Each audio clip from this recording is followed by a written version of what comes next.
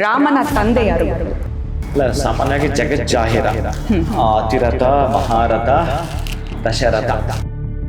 So ನಮ್ಮ ಗುರುಗಳು, ನೀವು ರಾಮನ ಗುರುಗಳು ಯಾರು? ರಾಮನ ಗುರುಗಳು ಪ್ರಧಾನವಾಗಿ ಅವರ ಕುಲ ಪುರೋಹಿತರನ್ನು ಅನ್ಸ್ಕೊಂಡಿರುವ ರಾಮನನ್ನ ಕಾಡಿಗೆ ಹೋಗಿರೋ ವಿಚಾರ ಪ್ರತಿಯೊಬ್ಬರಿಗೂ ಗೊತ್ತೇ ಇದೆ. ಸೊ ಕಾಡಿಗೆ ಕರೆದೊಯ್ದ ಗುರುಗಳು ಅವ್ರು ಯಾರು? ರಾಮನನ್ನ ಕಾಡಿಗೆ ಕರೆದುಕೊಂಡೋದ ಮಹಾನುಭಾವ ರಾಮನ ಸಹೋದರರು ಲಕ್ಷ್ಮಣ, ಭರತ. ರಾಮನ ಬಗ್ಗೆ ಎಷ್ಟು ಓದಿದರೂ ಕಡಿಮೆಯೇ, ರಾಮನ ಬಗ್ಗೆ ಎಷ್ಟು ತಿಳಿದುಕೊಂಡರೂ ಕಡಿಮೆಯೇ. ಹೇಗೆ ಬದುಕಬೇಕು ಅನ್ನೋದನ್ನ ತೋರಿಸಿಕೊಡಲಿಕ್ಕಾಗಿ ಮಹಾನುಭಾವನಾಗಿರ್ತಕ್ಕಂಥ ಮಹಾವಿಷ್ಣು ರಾಮಾವತಾರದಲ್ಲಿ ಈ ಭೂಮಿಗೆ ಬರಬೇಕಾಯಿತು. 16 ಗುಣಗಳು ರಾಮನಿಗುಂಟು. ಅಂತಹ 16 ಗುಣಗಳು ಬಹಳ ಅದ್ಭುತವಾದದ್ದು. ಏನಂತಂದ್ರೆ, ಮಾನವನಾಗಿದ್ದ ಮೇಲೆ ಎಷ್ಟು ಕಷ್ಟ ಬಂದರೂ ತಡೆದುಕೊಳ್ಳಲಿಕ್ಕೆ ನಿಮ್ಗೆ ಆದರ್ಶ ಯಾರು ಅಂತಂದ್ರೆ ರಾಮನೇ. ಮಡದಿ ಮಕ್ಕಳ ಜೊತೆ ಹೇಗಿರಬೇಕು ಅನ್ನೋದನ್ನ ರಾಮಾವತಾರ ಅವನು ನಡೆದು ತೋರಿಸ್ದ, ನುಡಿದು ತೋರಿಸ್ತಿದ್ ಕಡಿಮೆ. ಶ್ರೀರಾಮ ರಾಮ ರಾಮೇತಿ ರಮೇ ರಾಮೇ ಮನೋರಮೇ ಸಹಸ್ರನಾಮ ತತ್ತುಲ್ಯಂ ರಾಮನಾಮ ವರಾನನೆ. ಶ್ರೀರಾಮ ರಾಮ ರಾಮೇತಿ ರಮೇ ರಾಮೇ ಮನೋರಮೇ ಸಹಸ್ರನಾಮ ತತ್ತುಲ್ಯಂ ರಾಮನಾಮ ವರಾನನೆ. ಶ್ರೀರಾಮ ರಾಮ ರಾಮೇತಿ ರಮೇ ರಾಮೇ ಮನೋರಮೇ ಸಹಸ್ರನಾಮ ತತ್ತುಲ್ಯಂ ರಾಮನಾಮ ವರಾನನೆ. ಶ್ರೀರಾಮನಾಮ ವರಾನನ ಓಂ ನಮಃ. ಈಶ್ವರ ಮತ್ತು ಪಾರ್ವತಿಯ ಸಂವಾದದಲ್ಲಿ ಕೊಟ್ಟ ಅನುಷ್ಠಾನದ ಮಂತ್ರ, ಮೇರು ಮಂತ್ರ, ಅತ್ಯಂತ ಅದ್ಭುತವಾಗಿರುವಂಥದ್ದು. ಶ್ರೀರಾಮ ಜಯ ರಾಮ ಜಯ ಜಯ ರಾಮ ಸ್ವಾಹ, ಶ್ರೀರಾಮ ಜಯ ರಾಮ ಜಯ ಜಯ ರಾಮ ಸ್ವಾಹ, ಶ್ರೀರಾಮ ಜಯ ರಾಮ ಜಯ ಜಯ ರಾಮ ಸ್ವಾಹ. ನಮಸ್ಕಾರ, ಶುಭೋದಯ ಪ್ರೀತಿಯ ವೀಕ್ಷಕರೆಲ್ಲರಿಗೂ ಸಂಕಲ್ಪ ಸುದ್ದಿ ಕಾರ್ಯಕ್ರಮಕ್ಕೆ ಆತ್ಮೀಯ ಪ್ರೀತಿಯ ಸ್ವಾಗತ ಹೇಳ್ತಾ ಇರೋದು ನಾನು ಅನುಷಾ. ಇನ್ನು ಕಾರ್ಯಕ್ರಮ ವೀಕ್ಷಿಸ್ತಾ ಇರುವ ಸಮಸ್ತ ವೀಕ್ಷಕರಿಗೂ ಶ್ರೀರಾಮನವಮಿಯ ಶುಭಾಶಯಗಳನ್ನ ತಿಳಿಸ್ತಾ ಇವತ್ತಿನ ಕಾರ್ಯಕ್ರಮನ ಪ್ರಾರಂಭ ಮಾಡ್ತಾ ಇದ್ದೀನಿ. ಇದೇ ಮೊದಲನೇ ಬಾರಿ ನಮ್ಮ ವಾಹಿನಿ ವೀಕ್ಷಿಸ್ತಾ ಇರೋದು ಅಂತಂದ್ರೆ ಇಲ್ಲಿ ನಮ್ಮ ಚಾನೆಲ್ನ ನೀವು ಸಬ್ಸ್ಕ್ರೈಬ್ ಮಾಡಿ, ನಮ್ಮ ವಿಡಿಯೋಸ್ನ ಲೈಕ್ ಮಾಡಿ. ಇನ್ನು ಪ್ರತಿಯೊಂದು ವಿಡಿಯೋಸಲ್ಲಿ ಕೂಡ ನಮಗೆ ಪ್ರತಿಯೊಂದು ವಿಚಾರಗಳನ್ನ ಕೂಡ ತಿಳಿಸ್ಕೊಡುವಂಥ ಸ್ಪಿರಿಚುವಲ್ ಗುರು ಡಾಕ್ಟರ್ ವಿಷ್ಣು ದತ್ತ ಗುರುಜಿ ಅವರಿದ್ದಾರೆ. ಬನ್ನಿ ಗುರುಗಳನ್ನ ಕಾರ್ಯಕ್ರಮಕ್ಕೆ ಬರಮಾಡ್ಕೊಳ್ಳೋಣ. ನಮಸ್ತೆ ಗುರುಗಳೇ, ಕಾರ್ಯಕ್ರಮಕ್ಕೆ ಆತ್ಮೀಯ ಸ್ವಾಗತ. ಮೊದಲನೇದಾಗಿ ವೀಕ್ಷಕರ ಪರವಾಗಿ ತಮಗೆ ಶ್ರೀರಾಮನವಮಿಯ ಶುಭಾಶಯಗಳು. ಧನ್ಯವಾದಗಳು ಗುರುಗಳೇ. ಒಂದು ರೀತಿ ಹಿಂದೂಗಳಿಗೆ ಪವಿತ್ರವಾಗಿರುವಂಥ ದಿನ, ಶ್ರೇಷ್ಠವಾಗಿರುವಂಥ ದಿನ. ಎಲ್ಲೆಡೆ ಸಡಗರ ಸಂಭ್ರಮದಿಂದ ಆಚರಣೆ, ಪಾನಕ, ಕೋಸಂಬರಿ, ಮಜ್ಜಿಗೆ, ಇನ್ನು ಶ್ರೀರಾಮನಿಗೆ ಸಾಕಷ್ಟು ರೀತಿಯಾಗಿರುವಂಥ ಅಲಂಕಾರಗಳು ಪ್ರತಿಯೊಂದು ಕೂಡ ಎಲ್ಲ ಕಡೆ ಕೂಡ ಜರುಗ್ತಾ ಇರುತ್ತೆ. ಆದರೆ ವಿಶೇಷವಾಗಿ ನಮ್ಮ ಕಾರ್ಯಕ್ರಮದಲ್ಲಿ ರಾಮನ ಕುರಿತಾಗಿ ನಾವು ಮಾತನಾಡೋದಾದರೆ ಇದರ ಒಂದು ಆಚರಣೆ ಆಗಿರಬಹುದು, ಪೂಜೆ ಹೇಗೆ ಮಾಡಬೇಕು, ಹೇಗೆ ಫಲ ಸಿಗುತ್ತೆ, ಎಲ್ಲವನ್ನು ಸ್ವಲ್ಪ ಪಕ್ಕಕ್ಕಿಟ್ಟು ಒಂದಷ್ಟು ಪ್ರಶ್ನೆಗಳನ್ನ ನಿಮಗಾಗಿ ಹೊತ್ತು ತಂದಿದ್ದೀನಿ. ಸೊ ಆ ಒಂದೊಂದೇ ಪ್ರಶ್ನೆಗಳನ್ನ ಕೇಳ್ತಾ ಹೋಗ್ತೀನಿ ಶ್ರೀರಾಮನ ಕುರಿತಾಗಿನೇ. ಸೊ ಸ್ಟಾರ್ಟಿಂಗಲ್ಲ ಹಿಂಟ್ ಕೊಟ್ಬಿಟ್ಟಿದ್ದೀನಿ ನಿಮಗೆ ಯಾವುದ್ರ ಬಗ್ಗೆ ಪ್ರಶ್ನೆಗಳಿರುತ್ತೆ ಅಂತ. ಸೊ ಒಂದೊಂದೇ ಪ್ರಶ್ನೆಗಳು ಕೇಳ್ತಾ ಹೋಗ್ತೀನಿ, ಅದಕ್ಕೆ ತಾವು ಉತ್ತರಗಳನ್ನ ಕೊಟ್ಟರೆ ಸಾಕು ನಮ್ಗೆ ಇವತ್ತು. ಅಂದರೆ ಅದೇನಾ ಕೋಸಂಬರಿ ಮಜ್ಜಿಗೆ ಪಾನಕ ಅನ್ನೋದು? ಇಲ್ಲ ಗುರುಗಳೇ, ಅಂದರೆ ಇವೆಲ್ಲ ಏನೋ ಒಂದು ನೈವೇದ್ಯ ಥರ ಮಾಡಿರ್ತಾರೆ ಎಲ್ಲರೂ ಮನೆಯಲ್ಲೂ. ಸೊ ಎಲ್ಲ ಕಡೆ ರೋಡಲ್ಲಿ ಕೂಡ ಹಂಚ್ತಾ ಇರ್ತಾರೆ. ಒಂದು ರೀತಿ ರಾಮನ ಕೇಳ್ದೇ ಬಂದು ಕೆಲವರು ಹೆಲ್ಪ್ ಮಾಡ್ತಿರ್ತಾರೆ, ಅದು ಕೂಡ ಎಲ್ಲೆಡೆ ನೋಡಿದ್ದೀವಿ. ಸೊ ಅದೇ ರೀತಿ ಒಂದಷ್ಟು ಪ್ರಶ್ನೆಗಳು ವೀಕ್ಷಕರಿಗೆ ಶ್ರೀರಾಮನವಮಿಯ ವಿಶಸ್ ತಮ್ಮ ಕಡೆಯಿಂದ ತಿಳಿಸ್ಬಿಡಿ ಗುರುಗಳೇ. ಓಂ ವಿಶ್ವಸ್ಮೈ ನಮಃ. ಪ್ರೀತಿಯ ಬಂಧುಗಳೇ, ಶ್ರೀರಾಮಚಂದ್ರ ಕೃಪಾಕಟಾಕ್ಷ ಪರಿಪೂರ್ಣತಾ ಸಿದ್ಧಿರಸ್ತು, ಆಯುರಾರೋಗ್ಯ ಐಶ್ವರ್ಯ ಅಭಿವೃದ್ಧಿರಸ್ತು. ನನ್ನ ಪ್ರೀತಿಯ ಬಂಧುಗಳೇ, ತಮಗೆಲ್ಲರಿಗೂ ಕೂಡ ರಾಮನವಮಿಯ ಶುಭಾಶಯಗಳು. ಕೂಡ ತಾಯಿ ಧನ್ಯವಾದಗಳು ಗುರುಗಳೇ. ಯುಗಾದಿಯ 9ನೇ ದಿನ ನವಮಿಯ ಆಚರಣೆನ ನಾವು ಮಾಡ್ತೀವಿ. ರಾಮನ ತಂದೆ ಯಾರು ಗುರುಗಳೇ? ಗೊತ್ತಿಲ್ಲಮ್ಮ, ಕೇಳಬೇಕು ನಾನು ರಾಮನ ನೋಡ್ಬೇಡಿ. ಇಲ್ಲ ಗುರುಗಳೇ, ನಾನು ಏನೇನು ಪಟ್ಟಿ ಮಾಡಿದ್ದೀನಿ ಅದೆಲ್ಲವೂ ಕೂಡ ನಿಮಗೆ ಗೊತ್ತಿರುತ್ತೆ ಅಂತ ನಾನು ಭಾವಿಸ್ತೀನಿ. ಬಹುಶಃ ನಾನೇನಾದರೂ ತಪ್ಪು ಉತ್ತರ ಹುಡುಕಿರ್ತೀನ, ಅಲ್ಲಿ ಎಲ್ಲಿ ಸರಿಪಡಿಸ್ತೀರಾ ನೀವು ನನ್ನ ಅಂತ ಕೂಡ ನಾನು ಕಾದು ನೋಡಬೇಕಾಗಿದೆ. ಅಲ್ಲ, ಸಾಮಾನ್ಯವಾಗಿ ಜಗಜ್ಜಾಹಿರ, ಅತಿರಥ, ಮಹಾರಥ, ದಶರಥ. ರಾಮನ ತಂದೆ ದಶರಥ. ಪರ್ಫೆಕ್ಟ್ ಆಗಿದೆ ಗುರುಗಳೇ. ಸೊ ಅದೇ ರೀತಿ ನಾವು ಹಾಗೆ ಮುಂದೆ ಹೋಗ್ತಾ ಇದ್ರೆ ರಾಮನ ಗುರುಗಳೇ. ಸೊ ನಮ್ಮ ಗುರುಗಳು, ನೀವು ರಾಮನ ಗುರುಗಳು ಯಾರು? ರಾಮನ ಗುರುಗಳು ಪ್ರಧಾನವಾಗಿ ಅವರ ಕುಲ ಪುರೋಹಿತರು ಅಂದ್ಕೊಂಡಿರುವ ವಸಿಷ್ಠರು ರಾಮನ ಗುರುಗಳು. ಪರ್ಫೆಕ್ಟ್. ರಾಮನನ್ನ ಕಾಡಿಗೆ ಹೋಗಿರೋ ವಿಚಾರ ಪ್ರತಿಯೊಬ್ಬರಿಗೂ ಗೊತ್ತೇ ಇದೆ. ಸೊ ಕಾಡಿಗೆ ಕರೆದೊಯ್ದ ಗುರುಗಳು ಅವ್ರು ಯಾರು? ರಾಮನನ್ನ ಕಾಡಿಗೆ ಕರೆದುಕೊಂಡೋದ ಮಹಾನುಭಾವ ವಿಶ್ವಾಮಿತ್ರರು. ಈ ರಾಮನ ಸಹೋದರರು ತುಂಬಾ ಸಿಂಪಲ್ ಆಗಿದೆ. ಅಂದ್ರೆ ಈಗ ಕೇಳ್ಬೇಕು ಅನಿಸ್ತದೆ ನಿಮಗೆ? ಹೌದು ಗುರುಗಳೇ, ಯಾಕಂದ್ರೆ ರಾಮನ ಬಗ್ಗೆ ನಾವೆಲ್ಲವೂ ತಿಳ್ಕೊಂಡಂಗೆ ಆಗತ್ತೆ. ಬರೀ ಪೂಜೆ ಅಷ್ಟೇ ಅಲ್ಲ, ಆಚರಣೆ ಅಷ್ಟೇ ಅಲ್ಲ. ರಾಮನ ಸಹೋದರರು ಲಕ್ಷ್ಮಣ, ಭರತ, ಶತ್ರುಘ್ನ. ಇನ್ನು ಲಕ್ಷ್ಮಣ ಮಡದಿ ಯಾರು? ಲಕ್ಷ್ಮಣನ ಮಡದಿ ಊರ್ಮಿಳೆ. ಭರತನ ಮಡದಿ ಮಾಂಡವಿ. ಶತ್ರುಘ್ನನ ಮಡದಿ ಶ್ರುತಕೀರ್ತಿ. ಎಲ್ಲದಕ್ಕೂ ಅದ್ಭುತವಾಗಿರುವಂಥ ಉತ್ತರಗಳನ್ನ ಗುರುಗಳು ಕೊಡ್ತಾ ಇದ್ದಾರೆ. ನಿಜಕ್ಕೂ ಇನ್ಯಾವುದಾದ್ರೂ ಒಂದು ಸ್ವಲ್ಪ ಕಷ್ಟ ಅನಿಸುತ್ತಾ ಅಥವಾ ಯೋಚನೆ ಮಾಡ್ತೀರಾ ಅಂತ ನಾನು ಯೋಚನೆ ಮಾಡ್ತಾಯಿದ್ದೀನಿ. ಬಟ್ ನೀವು ಯಾವುದಕ್ಕೂ ಸ್ಟ್ರೈಟಾಗಿ ಉತ್ತರಗಳನ್ನ ಕೊಡ್ತಾ ಇದ್ದೀರಾ. ಅಲ್ಲ, ನನಗೆ ಗೊತ್ತಿರೋದನ್ನ ಕೇಳ್ತಾ ಇದ್ದೀರಿ ಒಂದು. ಆಮೇಲೆ ನನಗೆ ಅಂತಲ್ಲ, ಸಾಮಾನ್ಯ ಜನಕ್ಕೆ ಈ ಪ್ರಶ್ನೆಲ್ಲ ಗೊತ್ತಿರೋಂಥದ್ದೇ. ರಾಮನ ವಿಭಿನ್ನವಾಗಿರುವಂಥದ್ದು, ವಿಶೇಷತೆ ಇರುವಂಥದ್ದು ಬಹಳ ಇದ್ದಾವೆ. ರಾಮನ ಬಗ್ಗೆ ಎಷ್ಟು ಓದಿದರೂ ಕಡಿಮೆಯೇ, ರಾಮನ ಬಗ್ಗೆ ಎಷ್ಟು ತಿಳಿದುಕೊಂಡರೂ ಕಡಿಮೆಯೇ. ಅದಕ್ಕೆ ನಮಗೆ ಎಲ್ಲವೂ ಎಂದೂ ಅರ್ಥವಾಗೋದಿಲ್ಲ. ರಾಮನನ್ನು ಅರ್ಥ ಮಾಡಿಕೊಳ್ಬೇಕು ಅಂತಂದರೆ, ಯಾಕೆಂದರೆ ಈ ಭೂಮಿಗೆ ಅವನು ಮಾನವನಾಗಿ ಬಂದಿದ್ದು, ಈ ಭೂಮಿಗೆ ಅವನು ಮಾನವನಾಗಿ ಹುಟ್ಟಿದ್ದು, ಈ ಭೂಮಿಯಲ್ಲಿ ಅವನು ಮಾನವನಾಗಿಯೇ ಬೆಳೆದದ್ದು, ಈ ಭೂಮಿಯಲ್ಲಿ ಅವನು ಮಾನವನಾಗಿಯೇ ಕಷ್ಟಗಳನ್ನು ಅನುಭವಿಸಿದ್ದು, ಈ ಭೂಮಿಯಲ್ಲಿ ಯಾರತ್ರ ಹೇಗೆ ನಡೆದುಕೊಳ್ಳಬೇಕೋ ಅನ್ನೋದನ್ನು ತೋರಿಸಿದ್ದ ಪಾತ್ರ ಏನಿದೆ ಅಂತಂದರೆ, ಅಂದರೆ ಈ ಮನುಷ್ಯ ಈ ಭೂಮಿಯ ಮೇಲೆ 84 ಲಕ್ಷ ಜೀವರಾಶಿಗಳಿದಾವಲ್ಲ, ಪ್ರಾಣಿ, ಪಕ್ಷಿ, ಗಿಡ, ಮರ, ಇವೆಲ್ಲದರ ಜೊತೆಗೂ ಕೂಡ ಹೇಗೆ ಬದುಕಬೇಕು ಅನ್ನೋದನ್ನು ತೋರಿಸಿಕೊಡಲಿಕ್ಕಾಗಿ ಮಹಾನುಭಾವನಾಗಿರ್ತಕ್ಕಂಥ ಮಹಾವಿಷ್ಣು ರಾಮಾವತಾರದಲ್ಲಿ ಈ ಭೂಮಿಗೆ ಬರಬೇಕಾಯಿತು. ಈ ಭೂಮಿಗೆ ಬರಬೇಕಾದ್ರೆ ಸರ್ವ ಲೋಕಗಳು ಕೂಡ ಸಮುದ್ಭವದ ಆನಂದ ಲೋಕದಲ್ಲಿ ತೇಲಾಡ್ತಿದ್ವು. ಈ ಸೃಷ್ಟಿಯಾದ 9ನೇ ದಿನಕ್ಕೆ ಒಬ್ಬ ಮಹಾನುಭಾವ ಅಂದರೆ ಮಾನವನ ರೂಪದಲ್ಲಿ ಮಹಾವಿಷ್ಣು ಕಂಗೊಳಿಸ್ತಾನೆ. ಹೇಗಿರುತ್ತೆ ಅಂತ ಗಿಡ, ಮರ, ಪಕ್ಷಿ, ಪ್ರಾಣಿ ಎಲ್ಲವೂ ಕೂಡ ಕಾದು ನೋಡ್ತಾ ರಾಮನ ಜೊತೆಗೆ ಸಹಗಮನವಾಗಿ ಹೆಜ್ಜೆ ಹಾಕಿದ್ದು, ಅಂದರೆ ಸಹಕರಿಸೋದು. ಹಾಗೆ ಅಂತಹ ಆ ಒಂದು ಮರ್ಯಾದಾ ಪುರುಷೋತ್ತಮ ಆದರ್ಶ ನೆನೆಸಿದ 16 ಗುಣಗಳು ರಾಮನಿಗುಂಟು. ಅಂತಹ 16 ಗುಣಗಳು ಬಹಳ ಅದ್ಭುತವಾದದ್ದು. ಏನು ಅಂತಂದರೆ, ಮಾನವನಾಗಿದ್ದ ಮೇಲೆ ಎಷ್ಟು ಕಷ್ಟ ಬಂದರೂ ತಡೆದುಕೊಳ್ಳಲಿಕ್ಕೆ ನಿಮಗೆ ಆದರ್ಶ ಯಾರು ಅಂತಂದರೆ ರಾಮನೇ. ಯಾಕಂದರೆ ನೀವು ಅಪ್ಪ ಅಮ್ಮನನ್ನು ಬಿಟ್ಟು, ಅಣ್ಣ ತಮ್ಮಂದರನ್ನ ಬಿಟ್ಟು, ಅಕ್ಕ ತಂಗಿಯರನ್ನ ಬಿಟ್ಟು, ಹೆಚ್ಚಿಗೆ ತಾಯಿಯನ್ನು ಬಿಟ್ಟು ನೀವು ಸಣ್ಣ ಏಜಲ್ಲೇ ಮನೆಯಿಂದ ತೊರೆದು ಒಂದು 15 ವರ್ಷ ಇರಿ ನೋಡೋಣ. ಏನನ್ಸುತ್ತೆ ನಿಮಗೆ? ಹೇಳಿ. ಆಹಾರ ಇಲ್ಲ, ಅನ್ನ ಇಲ್ಲ, ಪ್ರೀತಿ ಇಲ್ಲ, ಯಾವಾಗಲಾದರೂ ನಿಮಗೆ ದೂರವಾಣಿ ಕರೆ ಮಾಡಿ ಮಾತಾಡೋಂಥದ್ದಿಲ್ಲ, ಎಂತ ಇಲ್ಲ. ಈ ಕಷ್ಟ ಇದೆಯಾ ನಿಮಗೆ? ಇಲ್ಲ ಗುರುಗಳು, ಈ ಕಷ್ಟ ಇದೆ ನೋಡಿ. ರಾಮ ಈ ಕಷ್ಟ ಅನುಭವಿಸಿದ, ಅದನ್ನೇ ನಾವು ವನವಾಸ ಅಂತ ಕರೆದು ಬಿಟ್ವಿ. ಅಂತಹ ರಾಮ ಗುರುಗಳಿಗೆ ಶುಶ್ರೂಷೆ ಮಾಡೋ ಮುಖಾಂತರ ಹೇಗೆ ಆದರ್ಶ ಇರಬೇಕು ಅನ್ನೋದನ್ನು ತೋರಿಸ್ಕೊಟ್ಟ. ತಂದೆಯ ಮಾತನ್ನು ಹೇಗೆ ಕೇಳಬೇಕು, ತಂದೆಗೆ ತಕ್ಕ ಮಗ ಹೇಗಿರಬೇಕು ಅನ್ನೋದನ್ನು ನಮಗೆ ತಿಳಿಸಿಕೊಟ್ಟ.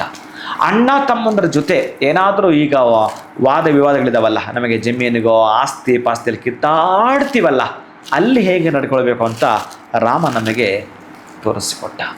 ಮಡದಿ ಮಕ್ಕಳ ಜೊತೆ ಹೇಗಿರಬೇಕು ಅನ್ನೋದನ್ನು ರಾಮಾವತಾರ ಅವನು ನುಡಿದು ತೋರಿಸ್ತಿದ್ದು ಕಡಿಮೆ, ಪೂರ್ಣವಾಗಿ ಹೀಗೇ ನಡ್ಕೋಬೇಕು ಅಂತ ತೋರಿಸ್ದ.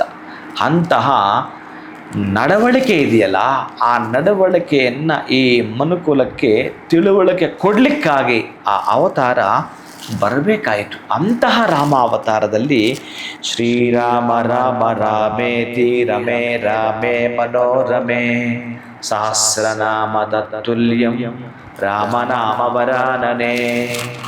ಶ್ರೀರಾಮ ರಾಮ ರಾಮೇತಿ ರಮೇ ರಾಮೇ ಮನೋರಮೇ ಸಹಸ್ರನಾಮ ತತ್ತುಲ್ಯಂ ರಾಮನಾಮವರಾನನೆ. ಶ್ರೀರಾಮ ರಾಮ ರಾಮೇತಿ ರಮೇ ರಾಮೇ ಮನೋರಮೇ ಸಹಸ್ರನಾಮ ತತ್ತುಲ್ಯಂ ರಾಮನಾಮವರಾನನೆ. ಶ್ರೀರಾಮನಾಮವರಾನನ ಓಂ ನಮ ಇತಿ. ಇದೊಂದು ಸಾಕು ನಮ್ಮ ಜನ್ಮವನ್ನು ಉದ್ಧಾರ ಮಾಡಿಕೊಳ್ಳಲಿಕ್ಕೆ. ಇದೊಂದು ಸಾಕು ನಮ್ಮ ಜನ್ಮವನ್ನು ಪುನೀತ ಮಾಡಿಕೊಳ್ಳಲಿಕ್ಕೆ. ಇದೊಂದು ಸಾಕು ನಿಮ್ಮ ಸಂಸಾರದ ಸಾಗರವನ್ನು ದಾಟಲಿಕ್ಕೆ. ಇದೊಂದು ಸಾಕು ನಿಮ್ಮ ಜೀವನ್ ಮುಕ್ತಿಯನ್ನು ಪಡೆಯಲಿಕ್ಕೆ. ಇದೊಂದು ಸಾಕು ನಿಮ್ಮ ಮಕ್ಕಳ ಭೂತ ಭವಿಷ್ಯತ್ತು ವರ್ತಮಾನವನ್ನು ತೀಡಲಿಕ್ಕೆ. ಇದೊಂದು ಸಾಕು ಪೂರ್ಣ ಆರೋಗ್ಯವಂತರಾಗಲಿಕ್ಕೆ. ಇದೊಂದು ಸಾಕು ನೀವು ಪೂರ್ಣ ಪ್ರಮಾಣದ ಆಯುಷ್ಯ ಪಡೆಯಲಿಕ್ಕೆ. ಇದೊಂದು ಸಾಕು ಪೂರ್ಣ ಪ್ರಮಾಣದ ಐಶ್ವರ್ಯವನ್ನು ಪಡೆದು ಈ ಒಂದು ಇಹಲೋಕದಲ್ಲಿ ಭೋಗಭಾಗ್ಯವನ್ನು ಅನುಭವಿಸಲಿಕ್ಕೆ ಅಂತಕ್ಕಂತಹದ್ದು ನಮಗೆ ಈಶ್ವರ ಮತ್ತು ಪಾರ್ವತಿಯ ಸಂವಾದದಲ್ಲಿ ಕೊಟ್ಟ ಅನುಷ್ಠಾನದ ಮಂತ್ರ, ಮೇರು ಮಂತ್ರ ಅತ್ಯಂತ ಅದ್ಭುತವಾಗಿರುವಂಥದ್ದು. ರಾಮ ರಕ್ಷಾ ಹೇಗಿರುತ್ತೆ ಅಂತಂದ್ರೆ ಶ್ರೀರಾಮ ಜಯ ರಾಮ ಜಯ ಜಯ ರಾಮ ಸ್ವಾಹ, ಶ್ರೀರಾಮ ಜಯ ರಾಮ ಜಯ ಜಯ ರಾಮ ಸ್ವಾಹ, ಶ್ರೀರಾಮ ಜಯ ರಾಮ ಜಯ ಜಯ ರಾಮ ಸ್ವಾಹ. ಇದೆಯಲ್ಲ ನಮ್ಮನ್ನು ರಕ್ಷಣಾ ಕವಚವಾಗಿ ನಮ್ಮನ್ನು ನೋಡಿಕೊಳ್ಳುತ್ತೆ, ನಮಗೆ ಬಹಳಷ್ಟು ರಕ್ಷಣೆ ಕೊಡುತ್ತೆ. ನಾನು ಆಗಲೇ ಹೇಳಿದ್ನಲ್ಲ, ನಿಮಗೆ ದಾರಿ ಮಾಡಿಕೊಡುತ್ತೆ. ಎಲ್ಲಿಂದ ಎಲ್ಲಿಗೆ ಬೇಕಾದರೂ ಕೂಡ ನಿಮಗೆ ದಾರಿ ಮಾಡಿಕೊಡ್ತಾರೆ. ಅಂತಹ ಶ್ರೀರಾಮ ನವಮಿ ಎಂದು ಮಹಾನುಭಾವ ಜನನವಾಗಿದ್ದು ನೀವು ಹೆಸರು ಬೇಳೆ, ಪಾನಕ, ಮಜ್ಜಿಗೆ ಮತ್ತೊಂದು ಏನು ಮಾಡ್ತೀರ ಎಲ್ಲವನ್ನು ಕೊಡುತ್ತಾ ಅವನ ಶಕ್ತಿಯಾನುಸಾರ ಏನಾಗುತ್ತೋ ಅದನ್ನು ಮಾಡ್ತಾ ಬನ್ನಿ ಪ್ರೀತಿ ಬಂಧುಗಳೇ. ಖಂಡಿತ ಗುರುಗಳೇ. ಸೊ ರಾಮನ್ ಬಗ್ಗೆ ಇಷ್ಟೆಲ್ಲ ಹೇಳ್ತಾ ಇದ್ರಿ, ಅವ್ರು ವನವಾಸ ಪಟ್ಟಿದ್ದಾಗಿರ್ಬೋದು, ನಮ್ಗಳ ಕೈಲಿ ಯಾರ ಥರ ಕಷ್ಟ ಊಹಿಸೋಕ್ಕೂ ಸಾಧ್ಯ ಇಲ್ಲ ಅಂತಾನೆ ಹೇಳ್ಬೋದು. ಇನ್ನು ನಾವು ರಾಮನಿಂದ ಏನು ಕಲಿಲೇಬೇಕು ಅಂತ ಹೇಳ್ಬೋದಾ ಗುರುಗಳು? ರಾಮನಿಂದ ಕಲಿಯುವಂಥದ್ದು ಈಗ ನಾನು ಇಷ್ಟು ಹೇಳಿದ್ನಲ್ಲ, ಇಷ್ಟು ಕೂಡ ಕಲಿಯುವಂಥದ್ದು. ಅಂದರೆ ಒಬ್ಬ ತಂದೆಗೆ ಮಗ ಹೇಗಿರಬೇಕು ಅದನ್ನು ಕಲಿಬೋದು. ಒಬ್ಬ ಹೆಣ್ಣಿಗೆ ಹೇಗೆ ಗೌರವ ಕೊಡಬೇಕು ಅಂತಂದರೆ, ಈ ರಾವಣನ ಮಡದಿ ಮಂಡೋದರಿ ಬರ್ತಿರಬೇಕಾದ್ರೆ ಆಕೆಯ ನೆರಳು ಈತನ ಮೇಲೆ ಬಿದ್ದು ಬಿಡುತ್ತೇನೋ ಅಂತ ಸ್ವಲ್ಪ ಹಿಂದಕ್ಕೆ ಹೋಗ್ತಾನೆ. ಆವಾಗ ಆಕೆ ಅರ್ಥ ಮಾಡ, ಬಾ ನನಗೆಷ್ಟು ಗೌರವ ಕೊಡ್ತಾನೆ ಈ ಮನುಷ್ಯ ಅಂತ. ಹಾಗೆ ರಾಮ ಎಲ್ಲಿಂದ, ಆಮೇಲೆ ರಾಮ ರಕ್ಕಸರ ಸಂಹಾರ ಮಾಡಬೇಕಾದ್ರೆ ಅವನ ಪುರುಷ ಪ್ರಧಾನವಾದ ಪೌರುಷ ಎದ್ದು ಕಾಣುತ್ತೆ ಅಲ್ಲಿ. ಅಂದರೆ ಪೌರುಷವೂ ಇರಬೇಕು, ಅಷ್ಟೇ ತಾಳ್ಮೆಯು ಎಲ್ಲಿರಬೇಕು, ಅಣ್ಣ ತಮ್ಮಂದ್ರಲ್ಲಿ ಎಷ್ಟು ವಿವೇಕ ವಿನಯ ಇರಬೇಕು. ಹೀಗೆ ಪ್ರತಿ ಹಂತದಲ್ಲೂ ಆತನನ್ನು ನಾವು ಹೇಗೆ ಅಂತಂದರೆ, ಇನ್ನು ನಾವು ಬೇರೆ ಹುಡುಕಾಟ ಆಗಲಿ ಮತ್ತೊಂದಕ್ಕೆ ಆಸ್ಪದ ಇಲ್ಲವೇ ಇಲ್ಲ. ರಾಮನನ್ನು ಒಮ್ಮೆ ನೀವು ಓದಿಬಿಟ್ರೆ ಏನು ಗೊತ್ತಾ, ನೀವು ರಾಮಾಯಣ ಈ ನಮಗೆ ಕೊಟ್ಟಿರ್ತಕ್ಕಂಥದ್ದು ಏನಿದೆಯೋ ಈ ಆದಿಕಾವ್ಯ ರಾಮಾಯಣ ಏನಿದೆಯೋ ಇದು ಬಹಳ ಮುಖ್ಯವಾದ. ಒಂದು ಸಲ ಓದಿಬಿಟ್ರೆ ಆ ಪಾತ್ರ ನಮ್ಮ ಕಣ್ಣು ಮುಂದೆ ಬರ್ತಿರಬೇಕು. ರಾಮ ನಡೆದಾಡಿದ ಭೂಮಿ ಯಾವುದು, ಆ ಮಹಾನುಭಾವ ಬರೆದಿರತಕ್ಕಂಥ ವಾಲ್ಮೀಕಿಗೆ ಸಾಷ್ಟಾಂಗವನ್ನು ಪ್ರತಿನಿತ್ಯ ನಾವು ಮಾಡಬೇಕು. ಅಂತಹ ವಿಗ್ರಹವಾನ್ ಭವತಿ, ಹೇಗೆ ಆರಾಧನೆ ಮಾಡಬೇಕು, ಹೇಗೆ ನಡ್ಕೊಳ್ಬೇಕು, ಎಷ್ಟೊಂದು ಇದೆ ಅಂತಂದರೆ ಅಷ್ಟೆಲ್ಲವಿದೆ. ನೀವು ಯಾರನ್ನು ಕೂಡ ನೋಡಿ, ಯಾವುದು ಸಣ್ಣದೊಂದು ಲಗ್ನ ಪತ್ರಿಕೆ ಬರೀಬೇಕಾದ್ರೆ ಶ್ರೀರಾಮ ಅಂತ ಬರೀತಾರೆ. ಹೌದು, ಶ್ರೀರಾಮ ಅಂತ ಬರೆಯೋದು ನೀವು ತುಂಬ ಯಾರನ್ನಾದ್ರೂ ನೋಡಿ, ಈ ವಯಸ್ಸಾಗಿರೋರು 75-80 ವರ್ಷ ಮಹಾತಾಯಂದರು ಬರೀತಿರ್ತಾರೆ, ನೋಡಿದ್ದೀನಿ. ಆ 75-80 ಅವ್ರಿಗೆ ದೇವರೆಲ್ಲ ಕೊಟ್ಟಾಗಿದೆ. ಅಂದರೆ ಆ ರಾಮನಾಮ ಹೇಳಿ ಹೇಳಿ ಹೇಳಿ ಹೇಳಿ ಬೆಳೆದಾಗಿದೆ. ಮಕ್ಕಳು ಮೊಮ್ಮಕ್ಕಳು ಅವರ ಕುಟುಂಬ ಬೇಕಾದಷ್ಟು ಬೆಳೆದಾಗಿದೆ. ಇನ್ನು ಕೊನೆಯ ಮೋಕ್ಷಗಾಲಕ್ಕಾಗಿ ಕಾಯ್ತಾ ಇರುವ ದಿನ ಅದು ಕೂಡ ತೃಪ್ತಿಯಿಂದ ಬರೀತಾರೆ. ಎಷ್ಟು ಕಷ್ಟ ಕೊಡು, ನಮಗೆ ಈ ಕಷ್ಟ ಇದೆ, ನಮಗೆ ನೋವಿದೆ, ಈ ದುಃಖ ನಿವಾರಣೆ ಆಗಲಿ ಅಂತ ಬರಿತಾ ಇಲ್ಲ ಅವರು. ಸಂತೃಪ್ತಿ ಆಗೋದೊಂದು ವನಮಾಲ ರೂಪದಲ್ಲಿ ಬರ್ಕೊಂಡು ಕೂತ್ಕೊಂಡಿರ್ತಾರೆ. ನನಗೆಲ್ಲ ಕೊಟ್ಟಿದ್ದೆ ಸ್ವಾಮಿ, ಅದಕ್ಕೆ ನನಗೆ ಕೃತಜ್ಞತೆ ಹೇಳ್ತೇನೆ ಅಂತೇಳಿ ರಾಮ ಅಂತ ಬರೀತಾರಲ್ಲ, ಅದೊಂದು ಅದ್ಭುತವಾದದ್ದು. ಅಂತಹದ್ದು ಒಂದು ಅಗ್ನಿ ಬೀಜಾಕ್ಷರ, ಒಂದು ಅಮೃತ ಬೀಜಾಕ್ಷರ. ಹಾಗೆ ಇರತಕ್ಕಂತಹದ್ದು ಆ ಎರಡೂ ಬೀಜಾಕ್ಷರಗಳು ನಮಗೆ ದಿವ್ಯ ಸಂಪನ್ನತೆಯನ್ನು ಕೊಡುವಂಥದ್ದು. ಬೇರೆ ಇನ್ನೇನೂ ನೀವು ಈ ಒಂದು ಮನುಷ್ಯನ ಜನ್ಮದಲ್ಲಿ ನಿಮ್ಮ ಊಹೆಗೂ ಕೂಡ ನಿಲಕಬಾರದು ರಾಮ ಅನ್ನೋದೊಂದು ಬಿಟ್ಟರೆ ಅಂತ ಹೇಳ್ತಾನೆ. ಹಾಗಾಗಿ ಎಲ್ಲದಕ್ಕೂ ಕೂಡ ಎಂತಹದ್ದಕ್ಕಾದರೂ ಕೂಡ ಪರೀಕ್ಷೆಗಳಾಗಿರಬಹುದು, ಅಣ್ಣ ತಮ್ಮಂದ್ರ ಇತ್ಯರ್ಥದಲ್ಲಾಗಿರಬಹುದು, ಮಡದಿಯನ್ನು ರಾವಣ ತೆಗೆದುಕೊಂಡು ಹೋದಾಗಿರಬಹುದು, ಎಲ್ಲ ಸಂದರ್ಭದಲ್ಲೂ ರಾಮನ ಆದರ್ಶ ಗುಣಗಳು ಎದ್ದು ಕಾಣುತ್ತವೆ.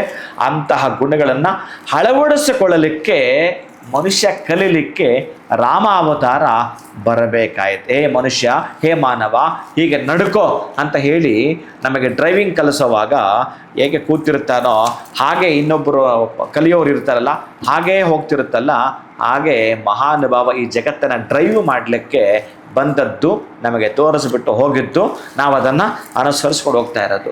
ರಾಮ ಹೇಗೆ ನಡೆದುಕೊಂಡು ಹೋದ್ನೋ ಹಾಗೆ ನಡೆದಾಡಿದರೆ ಬಹುಶಃ ನಿಮ್ಮ ಜೀವನಕ್ಕೊಂದು ಪೂರ್ಣವಾಗಿ ಅರ್ಥ ನಿಜವಾಗಲು ಖಂಡಿತವಾಗಲು ಸಿಕ್ಕೇ ಸಿಗುತ್ತೆ ಪ್ರೀತಿಯ ಬಂಧುಗಳು. ಖಂಡಿತ ಗುರುಗಳೇ. ಸೊ ರಾಮನಿಂದ ನಾವು ಏನೆಲ್ಲ ಕಲಿಬೇಕು ಅನ್ನೋದನ್ನ ಬಹಳ ದೀರ್ಘವಾಗಿ ನಮಗೆ ತಿಳಿಸ್ಕೊಟ್ರಿ. ರಾಮನಾಮ ಜಪದ ಮಹತ್ವ ಏನು ಅನ್ನೋದನ್ನ ಕೂಡ ತಿಳ್ಕೊಂಡ್ವಿ ನಾವು.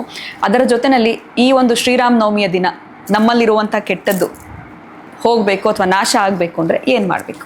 ಒಳ್ಳೆ ಗುಡ್ ಪ್ರಶ್ನೆ.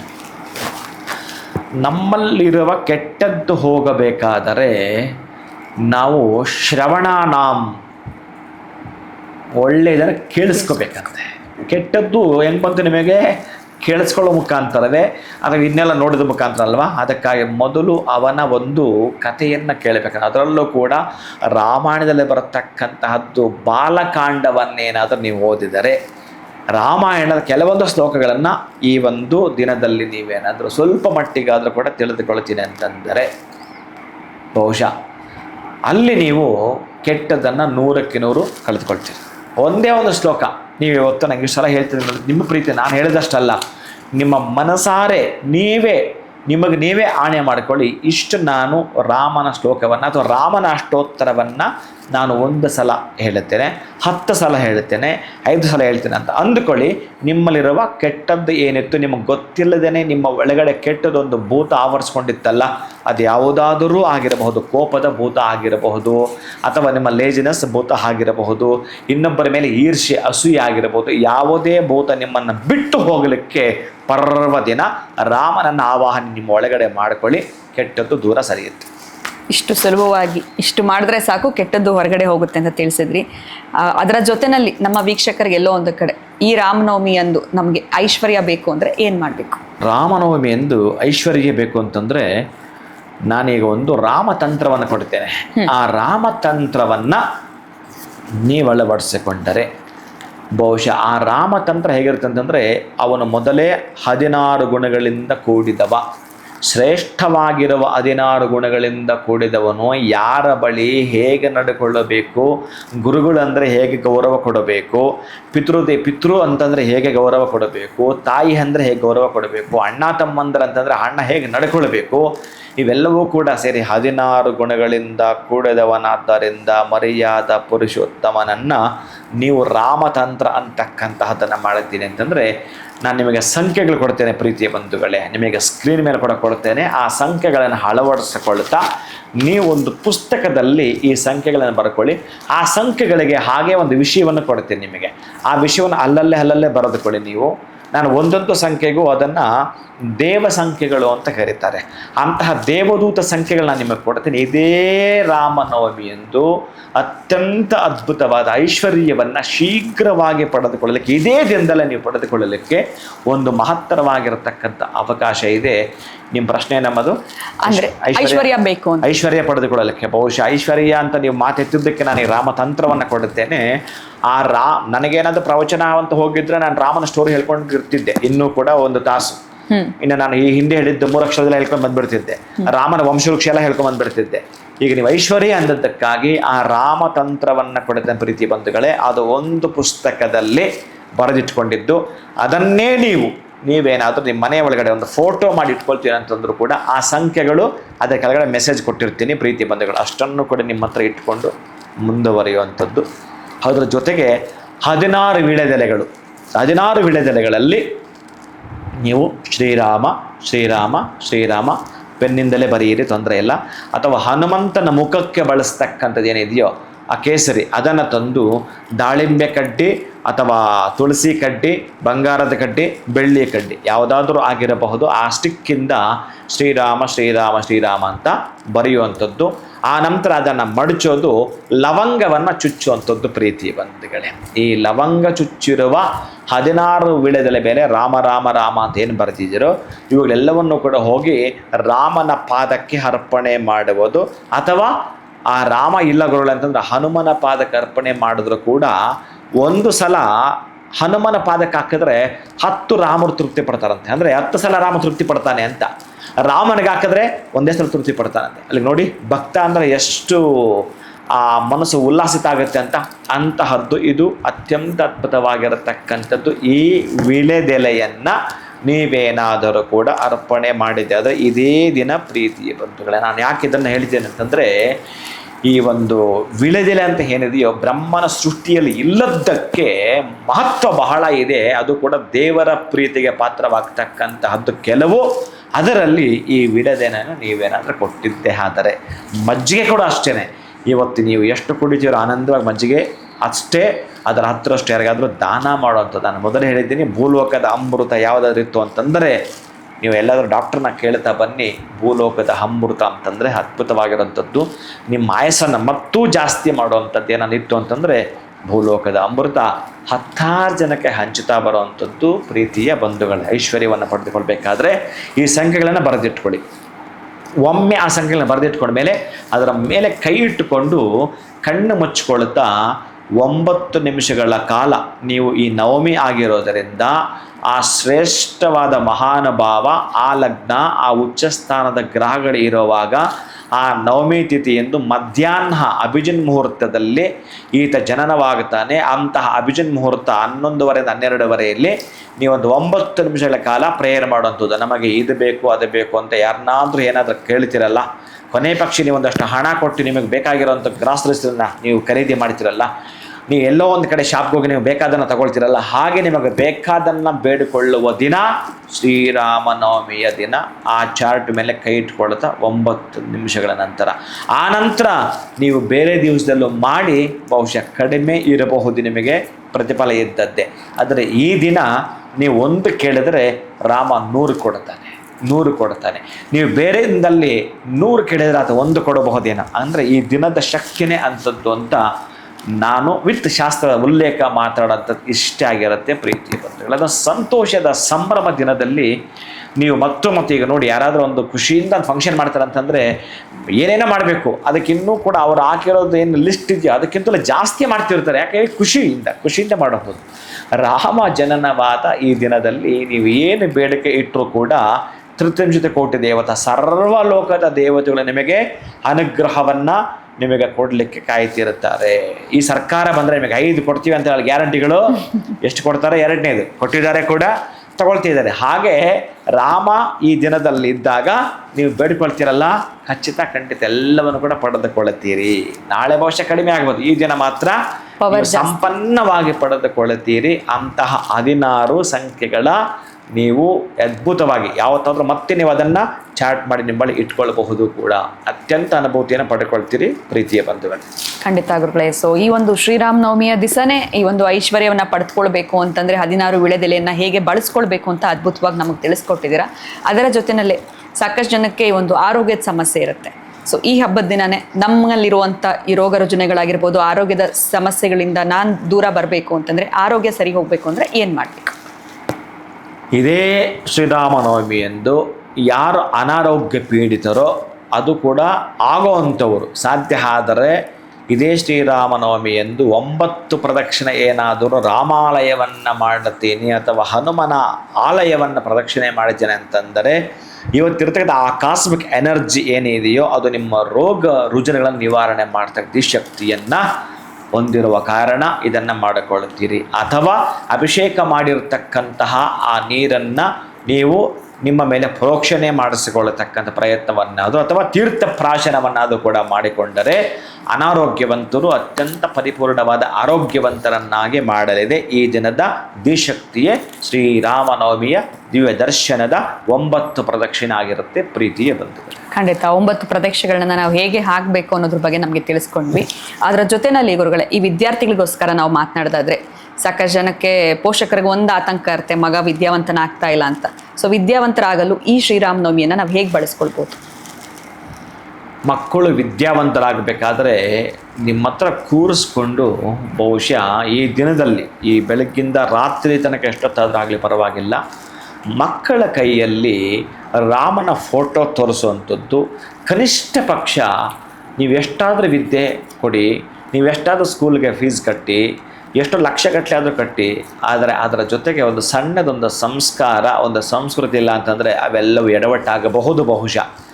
ಅದಕ್ಕೆ ನಾನು ಹೇಳ್ತಾ ಇದ್ದೇನೆ, ಇವತ್ತು ಆ ಮಗುವಿನ ಕೈಯಲ್ಲಿ ಶ್ರೀರಾಮ ಶ್ರೀರಾಮ ಶ್ರೀರಾಮ ಶ್ರೀರಾಮ ಅಂತ ಬರೆಸೋವಂಥದ್ದು, ವಾಕ್ಸಿದ್ಧಿ ಅವನಿಗೆ ಬರೋ ಅಂಥದ್ದು, ಸರಸ್ವತಿ ನಾಲಿಗೆ ಮೇಲೆ ನೆಲೆ ನಿಲ್ಲುವಂಥದ್ದು. ಈ ದಿನ ಏನಾದರೂ ನೀವು ಶ್ರೀರಾಮನ ಮಂತ್ರವನ್ನು ಅವರ ಬಾಯಿಂದ ಏಳಿಸುವಂಥದ್ದು ವಿತ್ ಬರೆಸುವಂಥದ್ದು ಪ್ರಯತ್ನವನ್ನು ಮಾಡ್ತೀನಿ ಅಂತಂದರೆ ಮಕ್ಕಳು ವಿದ್ಯಾವಂತರು ಜೊತೆಗೆ ಬುದ್ಧಿವಂತರು ಆಗತಕ್ಕಂತಹ ದಿನ ಇದು ಆಗಿರುತ್ತೆ. ಪ್ರೀತಿಯ ಬಂಧುಗಳೇ, ನೀವು ಮಂತ್ರ ಯಾವುದಾದ್ರೂ ಆಗಬಹುದು, ಶ್ರೀರಾಮ ಬರೆಸ್ಬೋದು ಅಥವಾ ಶ್ರೀರಾಮ ರಕ್ಷಾ ಸ್ತೋತ್ರವನ್ನು ಬರೆಸ್ತೀನಿ ಅಂದರೂ ಕೂಡ ಆಗಬಹುದು.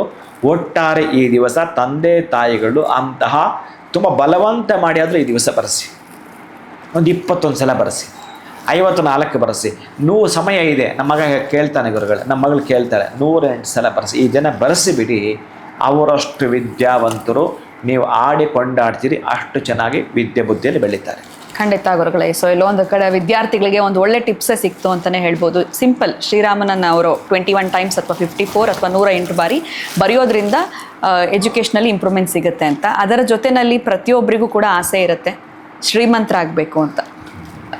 ಸೊ ಈ ದಿನವೇನಾದರೂ ನಾವು ಬಳಸ್ಕೊಂಡ್ರೆ ನಾವು ಕೂಡ ಶ್ರೀಮಂತರಾಗೋದಕ್ಕೆ ಸಾಧ್ಯನಾ? ಏನು ಮಾಡಬೇಕಾಗತ್ತೆ?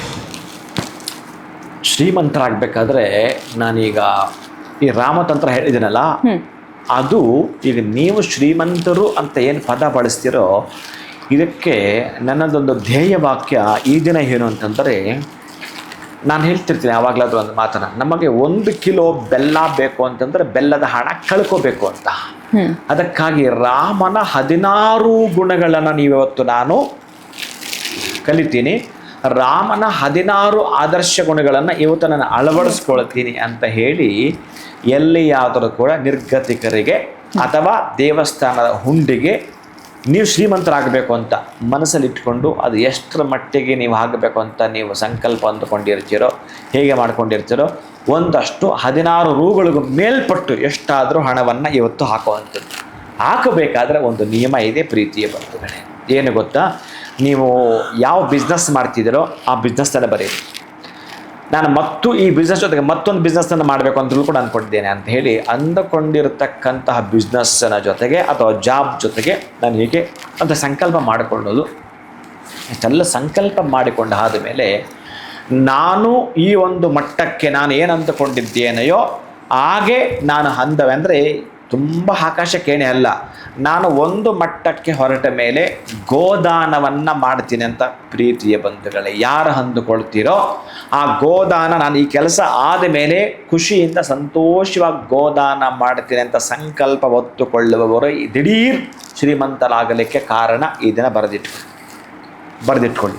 ಒಂದನೇದು ಶಕ್ತಿಯಾನುಸಾರ 16 ರೂಗಳ ಮೇಲ್ಪಟ್ಟು ಹಣವನ್ನು ಹುಂಡಿಗೆ ಹಾಕುವಂಥದ್ದು, ಯಾರಿಗಾದ್ರು ನಿರ್ಗತಿಗೆ ಕೊಡುವಂಥದ್ದು. ಎರಡನೆಯದು ಸಂಕಲ್ಪವನ್ನು ಹೊತ್ತುಕೊಳ್ಳುವುದು. ಶ್ರೀರಾಮನವಮಿ ಎಂದು 33 ಕೋಟಿ ದೇವತೆಗಳು ಪೂಜಿಸಿದ ಪುಣ್ಯ ಶ್ರೇಷ್ಠ ಫಲವನ್ನು ನಿಮ್ಮ ಖಾತೆಗೆ ಜಮಾ ಮಾಡಿಕೊಳ್ಳುತ್ತಾ ಮತ್ತು ನಿಮ್ಮ ವಂಶವಾಹಿನಿಗೆ ಅದನ್ನು ವರ್ಗಾವಣೆ ಮಾಡಲೇಬೇಕು ಆ ಪುಣ್ಯ ಅಂತಂದರೆ ಶ್ರೀಮಂತಿಕೆಯ ದಿನಗಳನ್ನಂತಂದರೆ ನೀವು ಗೋದಾನವನ್ನು ಮಾಡುತ್ತಂತ ಸಂಕಲ್ಪ ಮಾಡಿಕೊಳ್ಳಿ. ಪ್ರೀತಿಯ ಬಂಧುಗಳೇ, ಗೋವು ಎಲ್ಲಿ ತನಕ ಈ ದೇಶದಲ್ಲಿ ಸಮೃದ್ಧವಾಗಿರುತ್ತೋ ದೇಶ ಸಮೃದ್ಧವಾಗಿರುತ್ತೆ. ಗೋವುಗಳು ಸರಿಯಾಗಿ ಕಾಣ್ತಾ ಇಲ್ಲ, ಸಮೃದ್ಧತೆ ಎಲ್ಲಿಂದ ಬಂತು? ಹಾಗಾಗಿ ಗೋವುಗಳನ್ನು ರಕ್ಷಣೆ ಮಾಡ್ತೀವಿ ಅಂತಂದ್ರೆ ನಿಧಾನಕ್ಕೆ ಯೋಚನೆ ಮಾಡಿ. ನಾನು ಮಾತಾಡೋದು ಬಿಟ್ಬಿಡಿ. ನಾವು ಎಷ್ಟನ್ನೇ ಪೂಜಿಸಿದ್ರು, ಏನೇ ಪೂಜಿಸಿದ್ರು, ಎಲ್ಲಿಂದ ಎಲ್ಲಿಗಾದರೂ ಕೂಡ ಬಹುಶಃ ಅದರ ಬಗ್ಗೆ ಮಾತಾಡೋದೊಂದು ದೊಡ್ಡ ಸಬ್ಜೆಕ್ಟ್. ಅದು ಮತ್ತೊಂದು ದಿನ ಅದರ ಬಗ್ಗೆ ವ್ಯಾಖ್ಯಾನವನ್ನು ಮಾಡ್ಕೊಂಡು ಹೋಗೋಣ. ಇವತ್ತು ಮಾತ್ರ ಸಂಕಲ್ಪ ಮಾಡಿಕೊಳ್ಳಿ. ಗೋವು ಅನ್ನುವುದು ನಮ್ಮ ನೋವುಗಳನ್ನು ನಿವಾರಣೆ ಮಾಡುವಂಥದ್ದು. ಆ ಗೋವು ನಮ್ಮ ನೋವುಗಳನ್ನು ನಿವಾರಣೆ ಮಾಡುವಂಥದ್ದು ಅಂತ ಸಂಕಲ್ಪ ಹೊತ್ಕೊಳ್ಳಿ. ಅದು ಯಾಕೆ ನಿಮಗೆ ಆ ಶ್ರೀಮಂತಿನ ಬರೋಲ್ಲ ನೋಡೇ ಬಿಡೋಣ.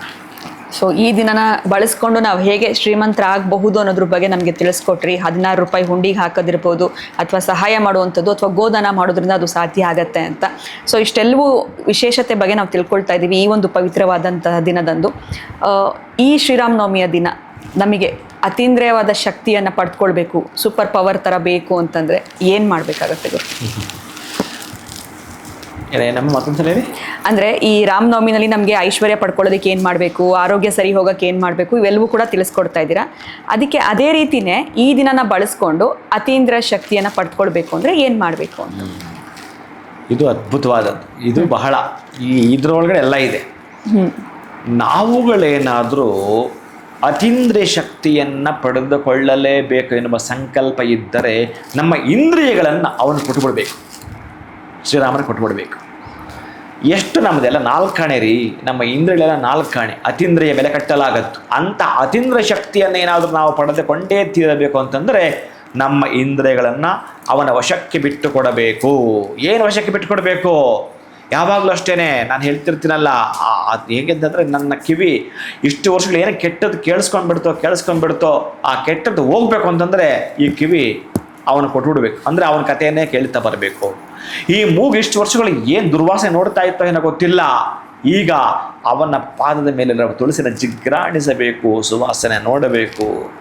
ಅವನ ಪಾದ ಮೇಲೆ ತುಳಸಿಯನ್ನು ಒಂದಷ್ಟು ಬಾಯಿಗೆ ಹಾಕ್ಕೊಂಡು ಜಗದು ಸ್ವಾದಿಸಬೇಕು. ಆಗ ಆನಂದವೇ ಬೇರೆ. ಹಾಗೆ ನಿನ್ನ ಮನಸ್ಸನ್ನು ಅವನಿಗೆ ಕೊಡ್ತಕ್ಕಂಥದ್ದು, ನಿಮ್ಮ ಪಂಚೇಂದ್ರಿಯಗಳನ್ನು ಅವನಿಗೆ ಕೊಟ್ಟು ಬಿಟ್ಟರೆ 100ಕ್ಕೆ 100 ಇಂದ್ರಶಕ್ತಿಯನ್ನು ಪಡೆದುಕೊಂಡೇ ತೀರುತ್ತೀರಿ. ನಾನು ಹೇಳ್ತಿರ್ತೀನಿ, ಒಂದು ದಿನ ಆದರೂ ಭಗವಂತನ ಆಲಯಕ್ಕೆ ನಮ್ಮ 2 ಕಾಲ ನಡೆಯಲೇಬೇಕು. ಈ 2 ಕೈಗಳು ಏನು ಮಾಡಿದವರಿ, ಎಂಥ ಮಾಡಿದ ಗೊತ್ತಿಲ್ಲ. ಕೊಡೋದು ಇದೆ, ತೆಗೆದುಕೊಳ್ಳೋದಿದೆ, ಮೋಸ ಮಾಡೋದಿದೆ, ಕಪಟ ಮಾಡೋದಿದೆ, ಎಲ್ಲದಕ್ಕೂ ಕಾರಣ ಇದು.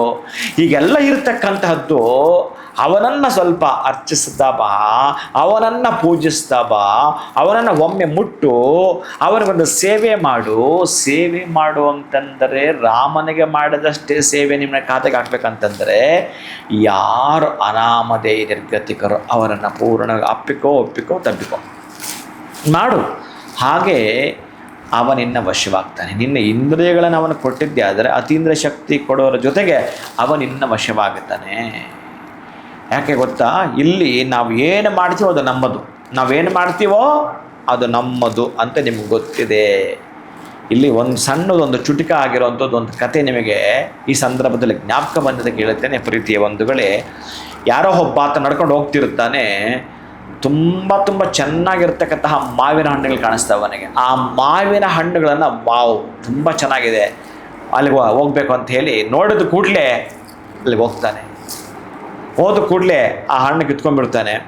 ತುಂಬ ಚೆನ್ನಾಗಿತ್ತು, ಖುಷಿಯಾಗಿ ತಿಂದು ಬಿಡ್ತಾನೆ. ತಿಂತಿರಬೇಕಾದ್ರೆ ಆ ಮರದ ಮಾಲೀಕ ಬರ್ತಾನೆ. ಅಲ್ಲಯ್ಯ, ಯಾರದ್ದು ಅಂದ್ಕೊಂಡೆ ನೀನು? ಯಾರಪ್ಪನ ಸೊತ್ತು ಅಂದ್ಕೊಂಡೆ ಇದು? ಏನು ಅಂದ್ಕೊಂಡೆ ನೀನು? ಏನು ಅಂದ್ಕೊಂಡು ತಿಂತಾಯಿದೆ ಅಂತೇಳಿ ಅವನ ಹತ್ರ ಒಂದು ಬೆತ್ತ ಇತ್ತು. ಪಟ ಅಂತ ಬೆನ್ನಿಗೆ ಹೊಡೆದು ಬಿಡ್ತಾನೆ ಅವನಿಗೆ. ಆವಾಗ ಅಳ್ತಾನೆ ಅವನು. ಎಂಥ ಮಾಡೋದು, ಏನು ಮಾಡೋದಿದು ಹತ್ತುಕೊಂಡಾಗ ಅವನೇ ಒಮ್ಮೆ ಅದೇ ಹೇಳಿದ್ದು, ನಮ್ಮ ಇಂದ್ರಿಯಗಳು ಏನೋ ಅತೀಂದ್ರಿಯಗಳು ಏನೋ ಅಂತ ಅರ್ಥವನ್ನು ಮಾಡಿಕೊಳ್ಬೇಕಾದ್ರೆ ಕೆಲವೊಂದು ಅದೇ ನಾನು ಹೇಳಿದ್ದು ಮಾಡಿದ್ದೇ ನಾವು ಸ್ವೀಕಾರವನ್ನು ಮಾಡ್ತೀವಿ, ಬಿಟ್ಟರೆ ಬೇರೆ ಏನೂ ಇಲ್ಲ. ಯಾಕೆ ಇವೆಲ್ಲವೂ ಕೂಡ ಈ ಸನ್ನಿವೇಶ ನಾನು ನಿಮ್ಗೆ ಯಾಕೆ ಹೇಳ್ತೀನಿ ಅಂತಂದರೆ, ಬಹುಶಃ ನೀವೆಲ್ಲ ಕೂಡ ತಿಳಿದುಕೊಂಡಿರ್ತಕ್ಕಂಥವರು. ಅಲ್ಲಿ ನೋಡಿ, ಆಸೆ ಪಟ್ಟಿದ್ದು ಎಲ್ಲಿಂದ? ನೋಡಿದ ಕಣ್ಣುಗಳಿಂದ. ಹೋಗಿದ್ದ್ಯಾರು ಅಲ್ಲಿಗೆ? ಕಾಲುಗಳು. ಕಿತ್ತಿದ್ದ್ಯಾವುದು? ಕೈ ಕಿತ್ತಿದ್ದಾದರೂ ತಿನ್ನಲಿಲ್ಲ. ತಿಂದಿದ್ದ್ಯಾವುದು? ಬಾಯಿ. ಹೊಟ್ಟೆ ಒಳಗಡೆ ಹೋಯಿತು. ಹೀಗೆ ನಮಗೇನು ತೋರಿಸಿದೆ ಅಂತಂದರೆ, ಮತ್ತೆ ಅವನು ಬೆತ್ತದಿಂದ ಒಡೆದಾಗ ಯಾವುದು ಮೊದಲು ನೋಡಿದ್ದು? ಕಣ್ಣು. ಅವನು ಬೆತ್ತದಿಂದ ಒಡೆದಾಗ ಮತ್ತೆ ಕಣ್ಣೀರು ಬಂದಿದ್ದು ಎಲ್ಲಿಂದ? ಅದೇ ಕಣ್ಣಿನಿಂದ. ನೋಡಿ, ಆಸೆ ಪಟ್ಟಿಯಲ್ಲ ಇದು ನಿಮಗೆ ಪೂರ್ಣ. ಇದನ್ನೇ ನಾನೊಂದು ನಿಮಗೆ ಅದ್ಭುತವಾಗಿ ತಿಳಿಸ್ಲಿಕ್ಕೆ ದಾರಿ ಉಂಟು. ನಾನು ಯಾಕೆ ಇದನ್ನು ಒಂದು ಚುಟುಕಾಗಿ ನಿಮಗೆ ಹೇಳ್ತೀನಿ ಅಂತಂದರೆ, ಬಹುಶಃ ಅದ್ಭುತವಾದದ್ದನ್ನು ಪಡೆದುಕೊಳ್ಳಬೇಕಾದರೆ ಆಸೆ ಎಷ್ಟು, ನಿರಾಸೆ ಎಷ್ಟು, ನಾವು ಪಡಬೇಕಾಗಿರತಕ್ಕಂಥದ್ರ ಯಾವುದರ ಮೇಲೆ ಎಷ್ಟರ ಮಟ್ಟಿಗೆ ಪ್ರತಿಯೊಂದರಲ್ಲೂ ಕೂಡ ಪರದಿಯನ್ನು ಪಟಾಲಮ್ಮನ ನಿರ್ಮಾಣ ಮಾಡಿಕೊಂಡೇ ತೀರಬೇಕು ಅನ್ನಲಿಕ್ಕೆ ತೋರಿಸುವಂಥದ್ದು. ಹಾಗೇನಾದರೂ ನಮ್ಮದಲ್ಲದೇ ಇರೋದನ್ನು ಮುಟ್ಟಿದರೆ ಏನಾಗುತ್ತೆ ಅಂತ ಆಸೆ ಪಟ್ಟಿದ್ದ ಜಾಗದಿಂದಲೇ ಮತ್ತೆ ಕಣ್ಣೀರು ಬಂತು, ನಿಜ. ಹಾಗೇ ನೀವೊಂದು ಆಸೆ ಇಟ್ಕೊಳ್ಳಿ, ಒಳ್ಳೆಯದು ಆಸೆ ಇಟ್ಕೊಳ್ಳಿ, ನಿಮ್ಮ ಇಂದ್ರಿಯಗಳನ್ನು ಅವನ ವಶಕ್ಕೆ ಬಿಟ್ಟು ಬಿಡಿ. ವಿತ್ತು ಅವ ವಶನಾಗೋದ್ರ ಜೊತೆಗೆ ನಿಮಗೆ ಅತೀಂದ್ರ ಶಕ್ತಿಯನ್ನು ಖಂಡಿತ ಕೊಟ್ಟೇ ಕೊಡ್ತಾನೆ, ಬರೆದಿಟ್ಕೊಳ್ಳಿ. ಗುರುಗಳೇ, ನಮಗೆ ನಿಜವಾಗ್ಲೂ ಒಂದು ರೀತಿ ಈ ರಾಮನವಮಿನೇ ಒಂದು ರೀತಿ ವಿಶೇಷ. ಅದರಲ್ಲಿ ಇಷ್ಟೆಲ್ಲ ವಿಚಾರಗಳನ್ನ ತಿಳ್ಕೊಳ್ತಾ ಇದೀವಿ, ಮತ್ತಷ್ಟು ವಿಶೇಷ. ಪ್ರತಿಯೊಬ್ಬರಿಗೂ ಅನುಕೂಲ ಆಗುವಂಥ ವಿಚಾರಗಳು, ಐಶ್ವರ್ಯ ಪಡ್ಕೊಳ್ಬೇಕು, ಆರೋಗ್ಯ ಸರಿ ಹೋಗಬೇಕು, ಎಜುಕೇಷನ್ ಕುರಿತಾಗಿರ್ಬೋದು, ಅಥವಾ ಶ್ರೀಮಂತರಾಗಬೇಕು ಅಂತಂದರೆ ಒಂದಲ್ಲ ಒಂದು ವಿಚಾರಗಳನ್ನ ಸರಳ ರೀತಿಯಲ್ಲಿ ಹೇಗೆ ನಾವೆಲ್ಲ ಮಾಡ್ಕೊಳ್ಬೋದು ಅಂತ ನೀವು ತಿಳಿಸ್ಕೊಡ್ತಾ ಬಂದಿದ್ದೀರಾ. ಇನ್ನು ಶ್ರೀರಾಮನ ಬಗ್ಗೆ ತಿಳ್ಕೊಳ್ತಾ ಹೋದಂಗೆ ಮುಂದುವರೆದ ಭಾಗವಾಗಿ ರಾಮಾಯಣವನ್ನು ಒಂದೇ ಸಾಲಿನಲ್ಲಿ ಹೇಳೋದಾದರೆ ಏನು ಹೇಳ್ತೀರಾ? ಒಂದೇ ವಾಕ್ಯದಲ್ಲಿ ಹೇಳೋದಾದರೆ ಏನು ಹೇಳ್ತೀರಾ? ಬಹುಶಃ ನಾನು ಯಾರೋ ಕೇಳಿದ್ರು, ನಾನು ಫಸ್ಟ್ ಟೈಮ್ ಕೇಳ್ತಾ ಇದ್ದೀನಿ ಗುರುಗಳೇ. ದಶರಥನ ಕಂದ, ರಾವಣನ ಕೊಂದ, ಸೀತೆಯನ ತಂದ, ಅಯೋಧ್ಯೆಗೆ ಬಂದ, ಅಲ್ಲಿನ ಜನರಿಗೆ ಆನಂದವೋ ಆನಂದ. ಇದನ್ನು ಕೇಳಿದರ ಭಕ್ತರ ಮನಸ್ಸು ಹೃದಯಾರವಿಂದ, ಇನ್ನೇನು ಮುಂದ. ಓ, ಸೂಪರ್ ಗುರುಗಳೇ, ಸೂಪರ್, ಅದ್ಭುತ. ಇನ್ನೇನು ಬೇಡ ಮುಂದೆ ಇದೆಯಾ ಅಂತ. ಇಲ್ಲಿ ಖಂಡಿತ ಇಲ್ಲ ಗುರುಗಳೇ, ಎಲ್ಲವೂ ಅದ್ಭುತವಾಗಿ ತಿಳಿಸ್ಕೊಟ್ರಿ. ನಮಗಂತೂ ಅದ್ಭುತವಾಗಿರುವಂಥ, ಮನಸ್ಸಿಗೆ ಮುಟ್ಟುವಂಥ ಮಾತುಗಳನ್ನ ತಿಳಿಸ್ಕೊಟ್ಟಿದ್ದೀರಾ. ಅದ್ಭುತವಾಗಿರುವಂಥ ವಿಚಾರಗಳು. ಈ ಒಂದು ಶ್ರೀರಾಮನವಮಿ ಹಬ್ಬದ ದಿನ ನಮ್ಮ ಆಚರಣೆ ಹೇಗಿರಬೇಕು, ರಾಮನ ಜಪವನ್ನು ನಾವು ಹೇಗೆ ಮಾಡಬೇಕು, ಜೊತೆಗೆ ತಿಳಿಸಿದಂಥ ಕೆಲವೊಂದು ವಿಚಾರಗಳಾಗಿರ್ಬೋದು, ಒಂದು ಪರಿಹಾರ ರೂಪವಾಗಿ ಏನೆಲ್ಲ ಮಾಡ್ಕೊಳ್ಬೇಕು, ಐಶ್ವರ್ಯ ಸಿದ್ಧಿಗಾಗಿರ್ಬೋದು, ಶ್ರೀಮಂತರಾಗೋದಕ್ಕಾಗಿರ್ಬೋದು, ಆರೋಗ್ಯದ ಸಮಸ್ಯೆಗಳಿಗೆ, ಇನ್ನು 16 ಗುಣಗಳನ್ನು ಆದರ್ಶವಾಗಿ ನಾವು ಹೇಗೆ ಅಳವಡಿಸ್ಕೊಳ್ಬೇಕು, ಸಾಕಷ್ಟು ವಿಚಾರಗಳು. ಆ್ಯಂಡ್ ನಿಮಗೆ ಗೊತ್ತಿಲ್ಲದೆ ಇರುವಂಥ ಪ್ರಶ್ನೆಗಳನ್ನ ನಿಮಗೋಸ್ಕರ ಹೊತ್ತು ತಂದಿದ್ದೆ. ಬಹುಶಃ ಅದು ನಿಮಗೆ ಸ್ವಲ್ಪ ಶಾಕಿಂಗ್ ಆಗಿರ್ಬೋದು, ಬಟ್ ನನಗಂತೂ ತುಂಬ ಖುಷಿ ಆಯಿತು. ಎಲ್ಲ ಪ್ರಶ್ನೆಗಳಿಗೂ ಕೂಡ ಸರಿಯಾಗಿರುವಂಥ ಉತ್ತರಗಳನ್ನ ಇವತ್ತಿನ ಒಂದು ವಿಡಿಯೋನಲ್ಲಿ ತಿಳಿಸ್ಕೊಟ್ಟಿದ್ದೀರಾ. ಇನ್ನು ವೀಕ್ಷಕರ ಪರವಾಗಿ ಕೂಡ ತಮಗೆ ಮತ್ತೊಮ್ಮೆ ಶ್ರೀರಾಮನವಮಿಯ ಶುಭಾಶಯಗಳು ಗುರುಗಳೇ. ಹರೇ ಶ್ರೀನಿವಾಸ. ಶ್ರೀರಾಮಚಂದ್ರ ಕೃಪಾ ಕಟಾಕ್ಷ ಪರಿಪೂರ್ಣತಾ ಸಿದ್ಧಿರಸ್ತು. ವೀಕ್ಷಿತ ಬಂಧುಗಳೇ, ತಮಗೆಲ್ಲರಿಗೂ ಕೂಡ ಆರೋಗ್ಯ ಭಾಗ್ಯದ, ಆಯುಷ್ಯ ಭಾಗ್ಯದ, ಐಶ್ವರ್ಯ ಭಾಗ್ಯದ ಸಿದ್ಧಿರಸ್ತು. ಖಂಡಿತವಾಗ್ಲೂ. ಇನ್ನು ವೀಕ್ಷಕರೇ, ಎಲ್ಲರ ಮನೆಯಲ್ಲಿ ಒಂದು ರೀತಿಯಾಗಿರುವಂಥ ಸಡಗರ, ಸಂಭ್ರಮದ ವಾತಾವರಣ. ರಸ್ತೆಗಳಲ್ಲಿ ಕೂಡ ಸಾಕಷ್ಟು ಶ್ರೀರಾಮನವಮಿಯ ಆಚರಣೆಯನ್ನು ಮಾಡ್ತಾ ಇರ್ತಾರೆ. ಕೋಸಂಬರಿ, ಪಾನಕ, ಮಜ್ಜಿಗೆ ಎಲ್ಲವ ಸೇವನೆಯನ್ನು ಹೆಚ್ಚಾಗಿ ನೀವು ಮಾಡಿ, ಹಾಗೆ ದೇವಾಲಯಕ್ಕೂ ಕೂಡ ನೀವು ಭೇಟಿ ನೀಡುವಂಥದ್ದು ಭಾಳನೇ ಉತ್ತಮ ಅಂತ ಹೇಳ್ಬೋದು. ಒಟ್ಟಾರೆ ಇವತ್ತಿನ ಒಂದು ವಿಡಿಯೋನಲ್ಲಿ ಗುರುಗಳು ನಮಗೆ ಈ ಒಂದು ಶ್ರೀರಾಮನವಮಿಯ ಆಚರಣೆ ಹೇಗಿರಬೇಕು, ಮಾಡೋದ್ರಿಂದ ಸಿಗುವಂಥ ಫಲಗಳು ಯಾವ ರೀತಿ ಇರುತ್ತೆ, ಸಾಕಷ್ಟು ಇಂಟ್ರೆಸ್ಟಿಂಗ್ ವಿಚಾರಗಳನ್ನ ತಿಳಿಸ್ಕೊಟ್ಟಿದ್ದಾರೆ. ಸೊ ತಮ್ಮೆಲ್ಲರಿಗೂ ಇವತ್ತಿನ ವಿಡಿಯೋ ಇಷ್ಟ ಆಗಿದೆ ಅಂತ ಭಾವಿಸ್ತೀನಿ. ಮತ್ತೊಮ್ಮೆ ಶ್ರೀರಾಮನವಮಿಯ ಶುಭಾಶಯಗಳು. ನಮಸ್ಕಾರ.